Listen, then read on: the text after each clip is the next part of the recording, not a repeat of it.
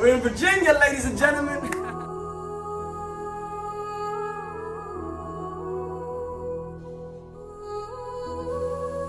Jaalattoonni tiyya hordoftoonni tiyya sabboontoonni teenna ilmaan Oromoodhaa hundumti keessani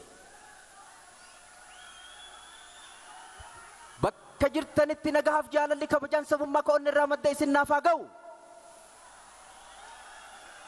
Galanni kan keessan walabummaa teessan bilisummaa teessan birmadummaa teessan addunyaa qananii akira jaannata isiniif haa ta'u.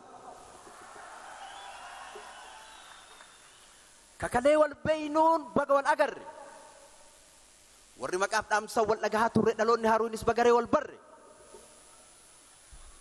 nu hundaaf haa ta'u wal barmoota gaarii wal agaree cima qalbiin na dhagahaa sirriin na hordofa waan keessa dabarre isin yaadachiisee waan keessa jirru isin hubachiisee wanna boru dhufu akkuma kaleessa isinitti hima.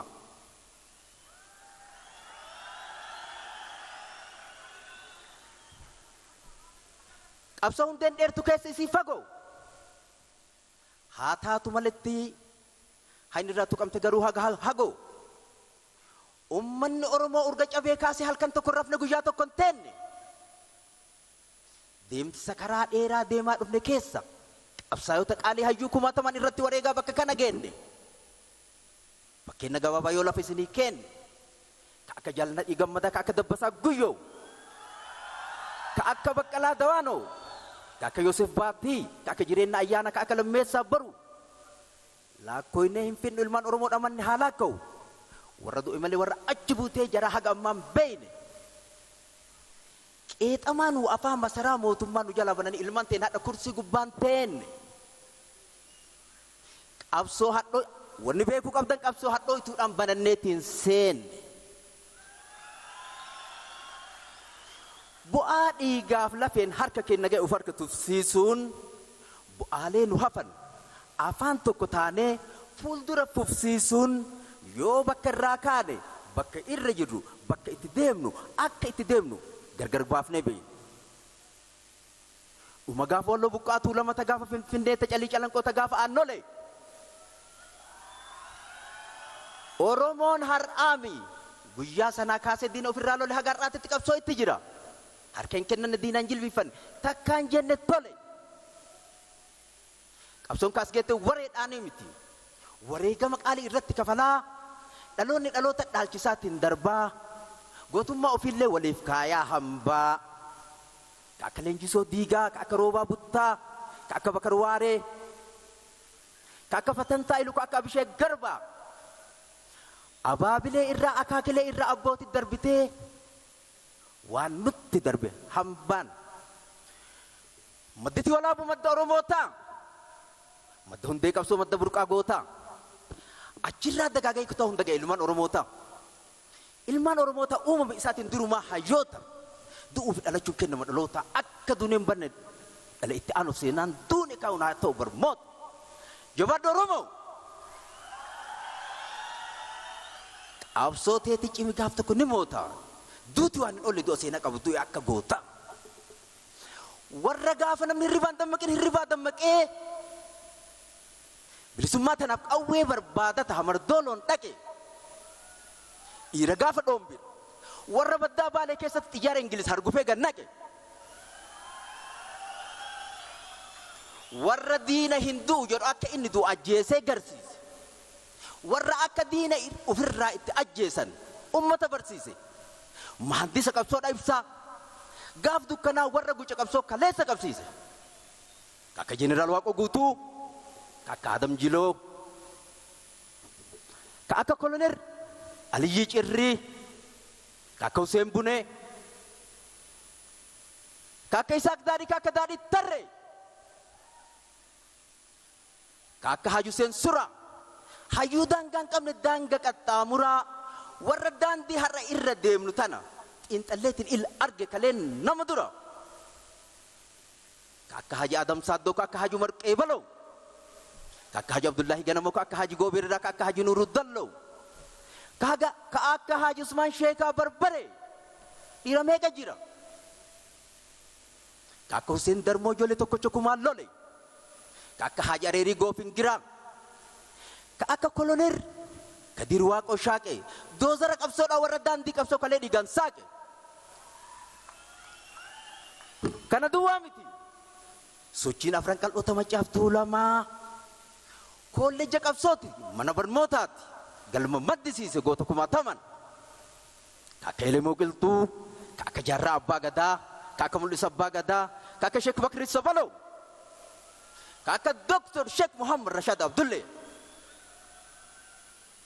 ka akka Jeneraal Taaddasaa Birruu ka akka Maammoo Mazammil ka akka Baaroo Tumsaa ka akka Qees Guddinaa Tumsaa ka akka Kabbadaa Buzunash ka akka Garii Tulluu ka akka Magarsaa Barii ka akka Hajiroo Balee Duroo ka akka abbaa keenya abbaa Oromoo Koloneel Alamuu Qixxeessaa laakkoo inni hin fidne yaadachiisuuf jecha maqaa dhooyne keessaa warra gaafa namni hirribaan dammaqeen hirribaa dammaqee ummata kakaasee qabsoo irra bobbaasee diinni irra gahee kaawwan hidha guuree kaawwarree hobbaasee kaawwan biyyaa baase roorroo fi dararaan daran ummata Oromoo irratti abaase jallataa qajeelcha isa rafe kaasee ummata Oromoo afaan tokko godhee wal jala hiriirsee qabsoo irra bobbaase qabsoon saba keenyaa dhaloota haaraa akka du'an sodaan ka biyyaan godaanne karaa saasa dura kallattiin dhaabachuu danda'u dhalchee gadi baase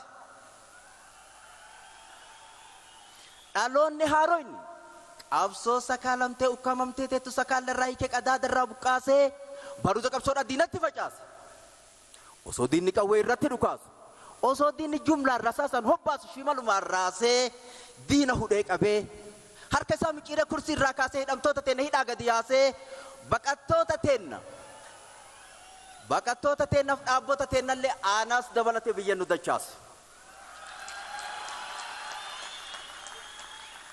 Galanni kan Rabbii kan dhaloota akkanaa numa irraa baasee numaan nu badhaase. Abbaan Rabbi geesse akkana hamata waan ofii facaase. Mummee roobni roobu galaanni ree guutaa galaana guuteetu iddoo buqqisee dhagaa muka raasa. Bishaan deemaa dhufe bishaan dhufe kaasa. Qabsoo waggaa 4-5 kanaa isa dhibbaa waggaa dhibbaa olii dhiibee keessaan dhooye. Isa sabni kenna du'a injifatee dhagaaf shimalaan qawwee itti moo'e. Tokkummaan Oromoo qawwee irra caala. Uummanni tokkoomi akka diina ofii mo'achuu danda'u kana irraa laalaa dhala dhufuuf dhaala. Tokkummaa jabeessa. Tokkummaa qabaannaan bilisummaan teessan harka keessan keessa. Yoo kana diddanii gargar gafiidanii akkuma kaleessaa harkuma keessaniin uf qopheessu jirtu. Hirbaata culullee, hirbaata jeedalaa, hirbaata rumichaa, hirbaata bineensaa. Furtuun bilisummaa beeytanii tokkummaa tokko tokko fiiguun nungeenne eessumaa nungeessu eessumaa. Furtuun bilisummaa beeytanii tokkummaa tokko tokko fiiguun nungeenne eessumaa nungeessu eessumaa. Wanti hanga har'aa socho'uu dadhabneef yoo baay'inaan qabna walii galtee dhabnee.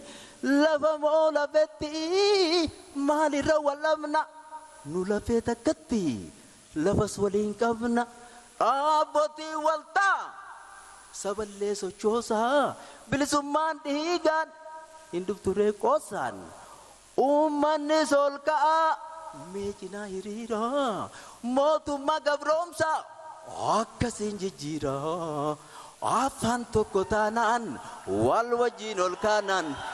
Daandii tokko baanaan akkuma galaana gaaf tokko irraa yaane irraan yaane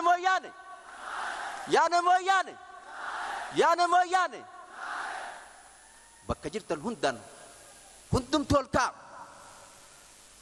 bakka jirtan hundaan hundumti keessanuu mee daqiiqaa tokkoof hundumtu ol ka'a.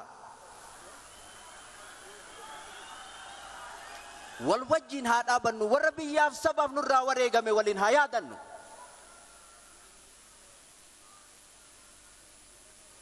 Akkuma jirtanitti bakkuma jirtanitti harka wal qabadha.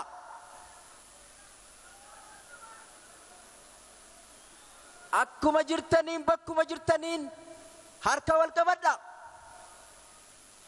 Mee afooynaa jedha afooytu lillaahi. mee afooynaa jedha afooytu lillaahi nu oromoon tokko gargar hin qoodamnu wallaahi billaahi mee afooynaa jedha afooynaa lillaahi mee afooynaa jedha afooytu lillaahi nu oromoon tokko gargar hin qoodamnu wallaahi billaahi injifannoon ta'u ummata oromooti yaa ummati kiyya galatoomaa taa'a guddaa galateeffannaa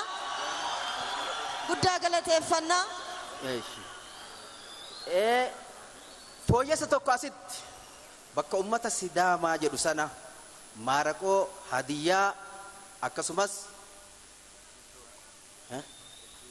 ejjattoo ummanni har'a bakka kana argamaniif ka bakka kanatti illee argaman hundumti isaaniitu akkasumas artistoonni teenna hundi motorri qabsoodhaa artistoonni keenna motorri qabsoodhaa hundumti keessan abbaa keenna obbo doktora kabajaa obbo Alii irraa kaastanii haga Dakaatitti galatoomaa isinin jedha sochiin isin gootan ruuhii kana godhatee ummata kana fakkaatu hadha hujii irra bobbaaftanii ummata uf bilisoomse kana